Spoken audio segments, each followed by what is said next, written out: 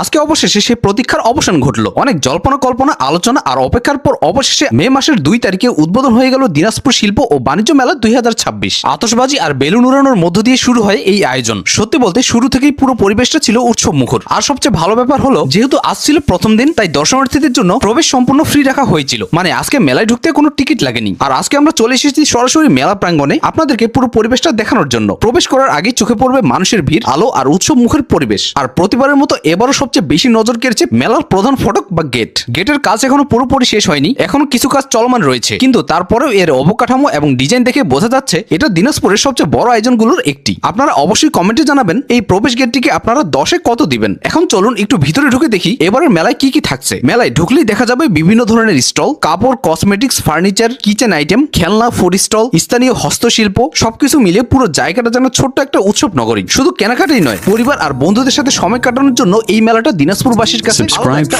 জায়গা। গেল বিভিন্ন ধরনের রাইড, এর মধ্যে কিছু রাইড দেখে একটু ভয় লাগতেছিল। যাদের কলিজা হাতির মতো বড় তারাই মনে হয় এখানে উঠার সাহস করবে। আমি শুনেছিলাম উদ্বোধন বিকাল 3:30টার দিকে, কিন্তু তখন প্রায় 5টা বেজে গেছে, তবুও কোনো খবর পাচ্ছিলাম না। যাই হোক, আমরা অপেক্ষা করতে থাকলাম। কিছুক্ষণ পর হঠাৎ উপরে টাওয়ার থেকে একসাথে বেলুন উড়িয়ে দেওয়া হলো, আর সেই দৃশ্যটা দেখতে অনেক সুন্দর লাগছিল। পুরো পরিবেশটাই তখন অন্যরকম একটা অনুভূতি দিচ্ছিল। এর মাঝেই নয়ন আর আদর কোথা থেকে যেন একটা বিড়াল খুঁজে পেল। তারপর সেটাকে নিয়ে শুরু হলো ফটো সেশন। আর বিড়ালটা আসলে অনেক শান্ত এবং কিউট ছিল। এরপর ধীরে ধীরে সন্ধ্যা নেমে এলো। বিশেষ করে সন্ধ্যার পর পুরো মেলার পরিবেশ আরো জমে ওঠে। আলো, মানুষের ভিড় আর বিভিন্ন স্টলের ডাক, সব মিলিয়ে একদম অন্যরকম একটা অনুভূতি। ঘুরতে ঘুরতে হঠাৎ চোখে পড়লো নবাবী চা নামের একটি স্টল। এখানে সর্বনিম্ন 50 টাকার চা বিক্রি হচ্ছিল। ভাবলাম ট্রাই করেই দেখি। তবে একটা কথা বলতেই হয়, উনার চা বানানোর স্টাইল দেখে মনে হয়েছে 50 টাকার অর্ধেক টাকা শুধু স্টাইলের জন্যই নেওয়া হচ্ছে। চা বানানোর পুরো প্রসেসটা ইউনিক ছিল। উনি চেষ্টা করেছেন পুরো ব্যাপারটাতে একটা নবাবী ভাব আনার জন্য। কতটুকু পেরেছেন সেটা তো আপনারা ভিডিওতেই দেখতে পাচ্ছেন। যাই হোক, আমি এর আগেও এই চা খেয়েছি, স্বাদ সত্যি ভালো। এখানেও ট্রাই করে ভালোই লাগলো। তবে ব্যক্তিগতভাবে আমার কাছে মনে হয়েছে 50 টাকার থেকে 20 বা 30 টাকা হলে আরো রিজনেবল হতো।